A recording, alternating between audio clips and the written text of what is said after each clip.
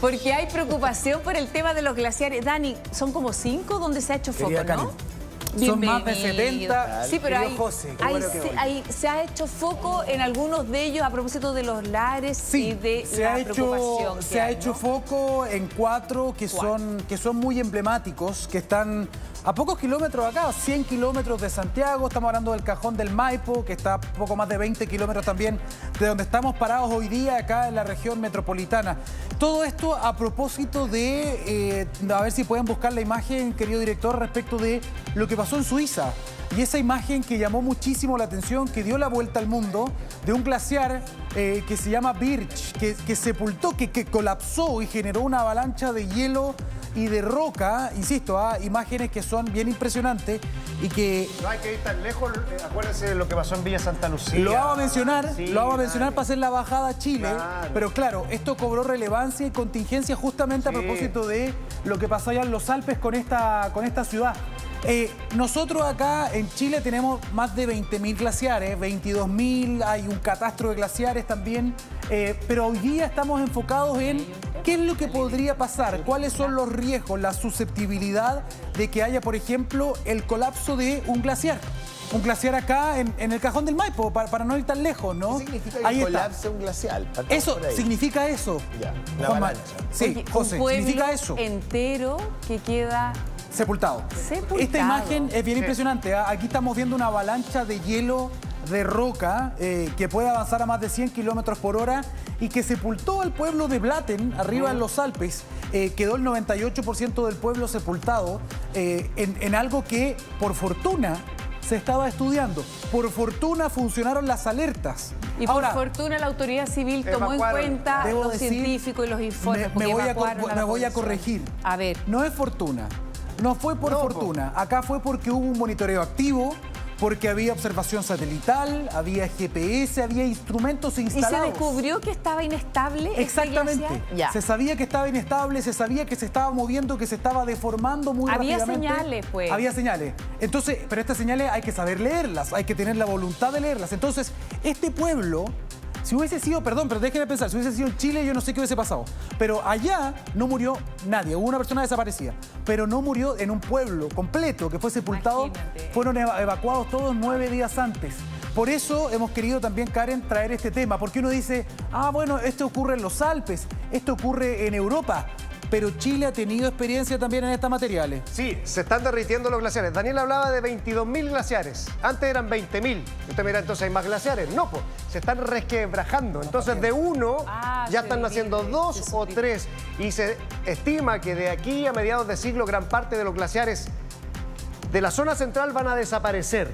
Y en ese camino a desaparecer puede ocurrir lo que nos está planteando Daniel. O sea, hay que estar monitoreando, hay que estar viendo y anticipándose a lo mejor a desastres, como decíamos, no desastres naturales. No. Porque lo que ocurre ahí justamente, claro, es que los asentamientos humanos están justamente en lugares, en la ribera de los ríos, los faldeos de los volcanes, cerca de los glaciares. Solo un dato, Dani, para complementar lo que tú dices.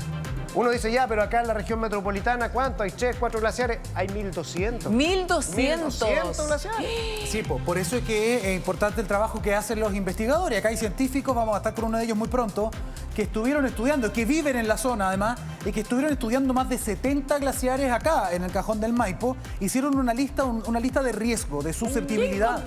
¿Qué encontraron? Encontraron que hay lugares, o algunos de estos glaciares son susceptibles a este tipo de riesgo. Hicieron un mapa del riesgo. ¿Qué podría pasar? Colapso. ¿Qué podría pasar? Deslizamiento. ¿Qué podría provocar? Bueno, parte de lo que vimos en las imágenes de Suiza. ¿Podría pasar eso en Chile? Sí, podría pasar. ¿Cuáles son las zonas más amenazadas, Dani? Mira, ellos hicieron una lista y los glaciares más emblemáticos que ellos pusieron en esta lista. No es que sean los más peligrosos, pero sí los más emblemáticos, donde esto eventualmente podría pasar. El Morado, que es el que está más cerca de lugares habitados, estamos hablando de Baños Morales, Lo Valdés, Loma Larga, Muñiri y Mesoncito. Estos 4 están bajo la lupa de este estudio, hecho por la Universidad de Chile, Felipe Ugalde, otros científicos también que vamos a tener acá, estuvieron estudiando esto.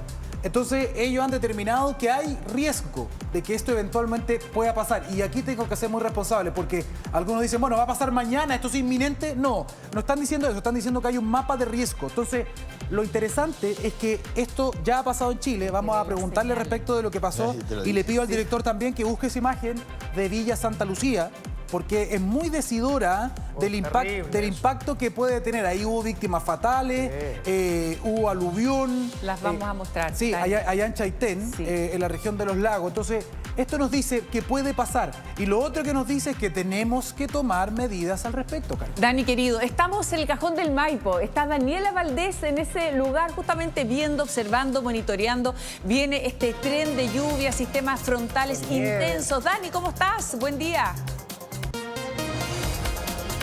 ¿Cómo están? Buen día. Y además en otro mundo, porque miren, amigas, el día soleado acá, el que amaneció el Cajón del Maipo. Estamos, de hecho, en San José de Maipo y está el alcalde, de hecho, caminando para poder conversar con nosotros acá en plena plaza y contarnos un poco también de cómo se prepara esta comuna, de lo que ellas están comentando en el estudio con Daniel y Alejandro sobre este glaciar y también cómo y qué tan informada está la comunidad, por ejemplo, acá del pueblo de San José, que además no solo tiene a su comunidad permanente, sino que también a muchos turistas, especialmente en invierno, gente que viene de paseo, cuando hay además nevadas, entonces también tiene harta visita que requiere esa información. Viene ahí el alcalde, a ver si lo podemos también conectar rápidamente para que también pueda hablar en estudio con Daniel, Alejandro, Karen. Alcalde, ¿cómo está? Buenos días. Le voy a instalar este retorno para que pueda también escuchar en estudio ahí está, a ver si hacemos la conexión también para que pueda también escuchar a Karen. Ahí parece lo que dices que escucha, porque hablábamos sobre también cómo se prepara la comuna, de estos glaciares también que están acá. ¿Cómo está, alcalde? Buen día. ¿Escucha bien? ¿Cómo está, alcalde? Gusto en saludarlo. Buen día. Estamos en vivo aquí con José. Bueno, viendo este día maravilloso que tienen allá ustedes en el Cajón del Maipo. Un saludo a toda su comunidad.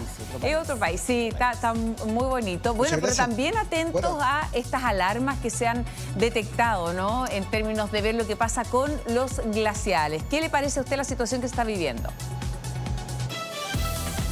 Mira, acabo de salir de la oficina y me contacté directamente con Senapred, con el director regional, Miguel Muñoz, y me dice que de parte del Senageomin o de Senapred no hay ninguna alerta, ninguna información técnica con respecto a lo que está difundiéndose por los medios, por redes sociales, con el tema de los glaciares de Cajón del Maipo.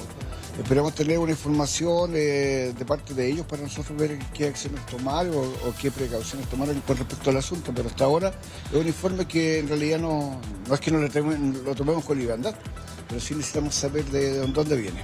Claro, lo que ocurre es que probablemente no tiene que ver con el sistema frontal, es algo un poquito más amplio, ¿no? Sí, mire, y de aquí viene el informe. Oye, pues. La buena noticia, alcalde, sí, buenos días, los saludo también, Daniel Silva por acá. La buena noticia, alcalde, es que tenemos que ir más allá de lo que es la contingencia, en este caso, de este episodio. Y qué bueno que el Senapred también pueda ver esta información, porque esto muchas veces parte por investigaciones de la academia, investigaciones científicas que ponen los datos sobre la mesa y después la autoridad reacciona. Y usted dice, ¿de dónde viene esto? ¿De redes sociales? La verdad es que no. Esto viene de paper, viene de investigación, viene de la Universidad de Chile, la Universidad de Magallanes, y de hecho tenemos acá a uno de los autores, así que de acá viene también parte de este estudio. El mundo académico se hace presente, alcalde. Felipe Ugalde está con nosotros. Felipe, bienvenido. Perfecto. Gracias Daniel, gracias a todo el equipo, buenos días. Alcalde, denos un segundito para que Felipe nos explique un poco este estudio, ¿no? Que es un trabajo científico de varias horas y días. Ilustro un poco la situación. Esto corresponde a la publicación científica que acompaña mi tesis de magíster en geología. Yo soy geólogo de formación, pero me he especializado en glaciología. Lo que se aborda en este estudio es lo que en la geología entendemos como susceptibilidad, que en el fondo es qué tan propenso una determinada unidad del relieve pueda desencadenar un respectivo fenómeno. En este caso, lo común es que se analicen laderas, taludes de roca, entre otros. Lo que nosotros nos enfocamos en este caso es en glaciares, porque por lo general los glaciares no se concibe como una potencial amenaza o algo que pueda constituir finalmente un peligro. Esta es la primera etapa de una serie de investigaciones que queremos desarrollar a nivel de la universidad, en la cual primero identificamos qué áreas hay que prestarle más atención. Pero ¿en qué nos basamos? En los factores condicionantes. Cuando se habla de la susceptibilidad, o qué tan propenso es, uno ve que hay determinadas condiciones que hacen que, por ejemplo, un glaciar sea más propenso a desencadenar un fenómeno. Dos ejemplos muy claros. Un glaciar muy empinado, que tiene un frente colgante, como el que se mostraba en la imagen hace poco, el glaciar El Morado, puede desencadenar lo que se conoce como una avalancha de hielo. Y eso ha pasado en Suiza, está muy bien documentado, medianamente similar a lo que pasó en Blatten. Y otro caso, por ejemplo, un lago glaciar, que si le cae una masa y se forma una ola y esto rebalsa, eso puede dar origen a un GLOF o un vaciamiento súbito. Entonces, esos son... ¿A qué se refiere ese concepto? El GLOF, de la sigla en inglés Glacial Lake Outburst Flood, es vaciamiento súbito del lago glaciar. ¿Qué significa eso? Eso significa que cuando un glaciar retrocede, da origen a un lago. En la Patagonia está muy bien documentado. El problema es con esa masa de agua grande, es que si le cae una masa de, por ejemplo, roca o hielo, eso genera una ola, un rebalse. Y ese rebalse, por lo general, ¿dónde se ubican los glaciares? En lo alto de las montañas o en el fondo de los valles. Por tanto, ¿Una avalancha?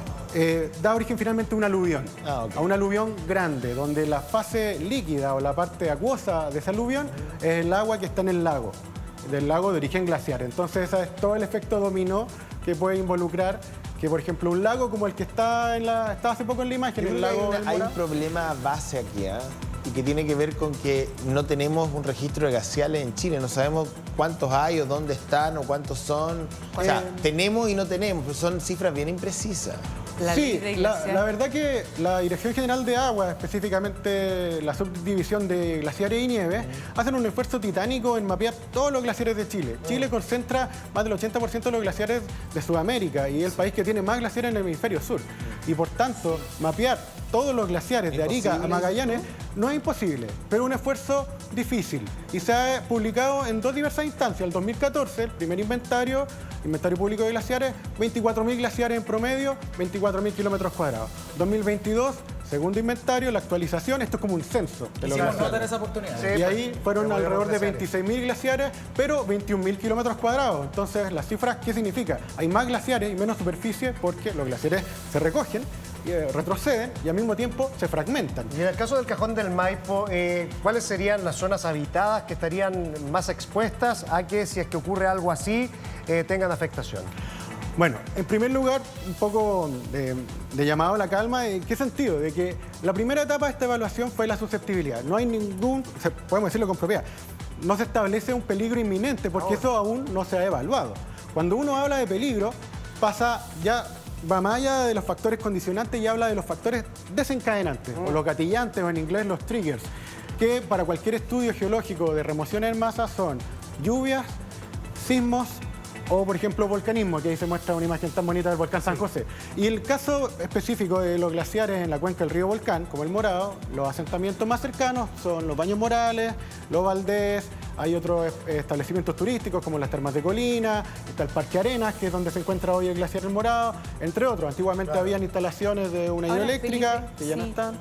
¿Cómo recibe el alcalde del Cajón del Maipo estos anuncios? Porque no se trata de crear alarma ni nada de eso, pero sí en el fondo estar atentos a conocer los peligros del lugar donde se encuentran. Ya recién lo decíamos con el José, a saber que hay riesgo a lo mejor en la ribera de los ríos, en los faldeos de los volcanes y en este caso con el tema de los glaciares en ese lugar, alcalde. Como más información. Bueno, se agrega uno más a lo que tenemos dentro de la comuna, que tenemos una zona de riesgo que para todo el mundo es conocido, que lo único que no tenemos en este lugar acá es un tsunami.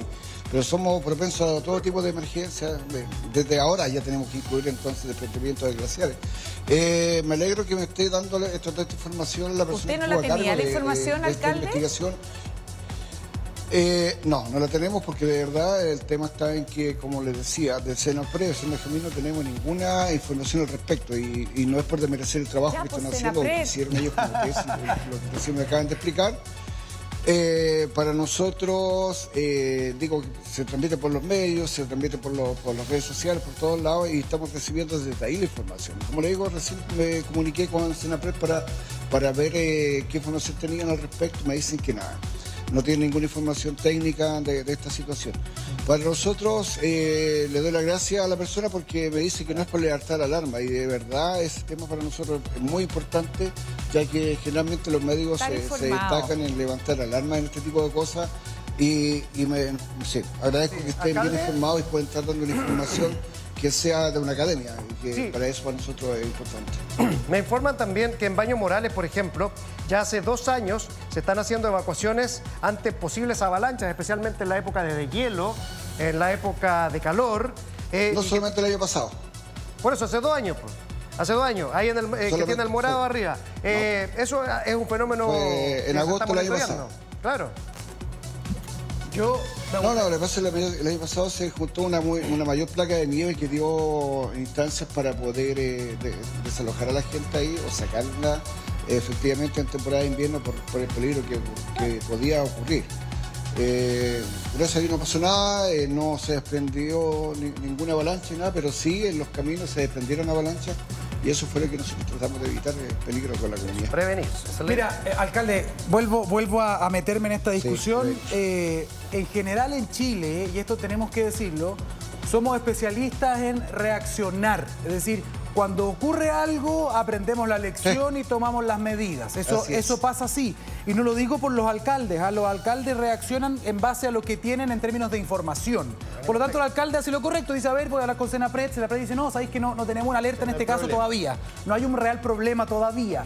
Entonces, ojo, tuvimos un tornado hace poco. Entonces, recién nos damos cuenta, oye, ¿y los radares dónde están?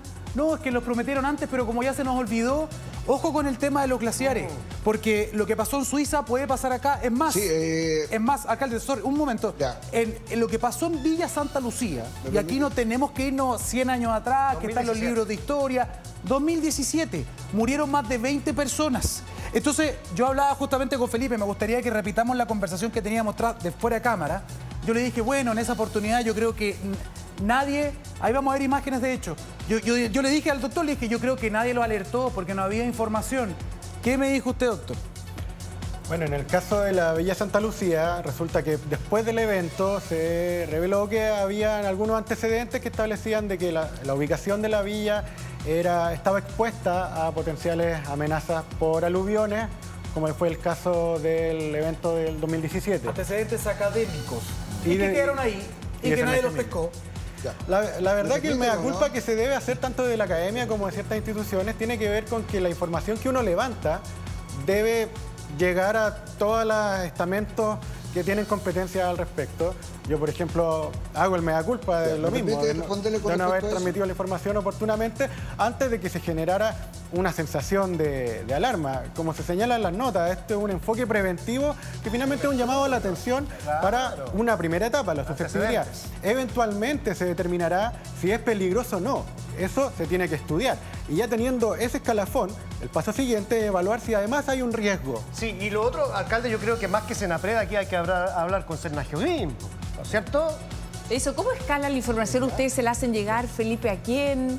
En este caso, para que finalmente llegue, no sé, por las autoridades locales. Sí, a nivel del Departamento de Geología de la Universidad de Chile hay una unidad de extensión y divulgación y comunicaciones en general, que en este caso se encargó de difundir la novedad, que era que hay un estudio científico que establece una determinada tensión. Por eso lo tenemos nosotros. Pero ¿qué se hace con esa información? Es el paso siguiente, ¿no? Claro.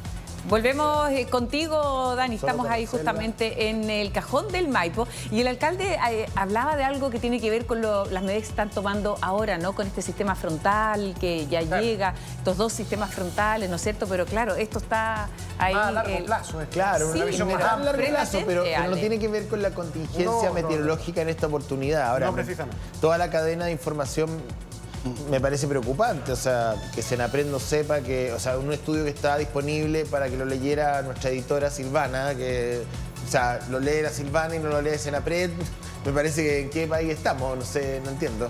¿Pero qué quieren que les diga, no? O sea, entonces que el alcalde llame a la Silvana cuando tenga algún tipo de inconveniente, digamos, no llame a Senapred. O sea, sí, sí, porque la Silvana, ayer la Silvana lo dijo en pauta, mira, está este estudio muy interesante, no sé qué.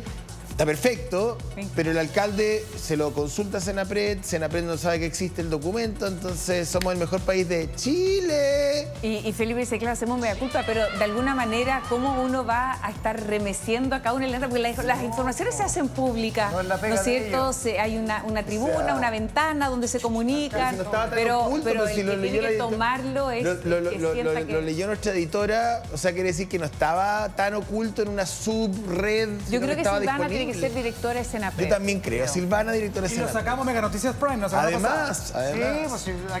Evidentemente hay un problema de cómo se comunica el riesgo a nivel público. Sí. Y el alcalde es el último eslabón de la cadena. Y a lo mejor al alcalde le va a tocar a usted ir a tocarle la puerta ahí nuevamente a Senapred y decirle, oiga, a Senagiomin también, y decirle, oye, me acabo de enterar que hay un estudio que habla ¿De qué se trata esto? Claro, de los glaciares, y a nosotros nos toca, porque mire, justamente nuestra comunidad, mi comuna está a los pies de estos por lo menos 5 glaciares, ¿no es cierto?, donde se concentra hoy en día el riesgo, ¿no, alcalde? ¿Estamos? Ya, muy bien, mira. Antes que todo, igual que me permiten un poco aclarar el tema. En este momento con Senapred no tenemos un trabajo con respecto al tema de glaciares, pero sí tengo que decirlo y reconocer el trabajo que he tenido con ellos.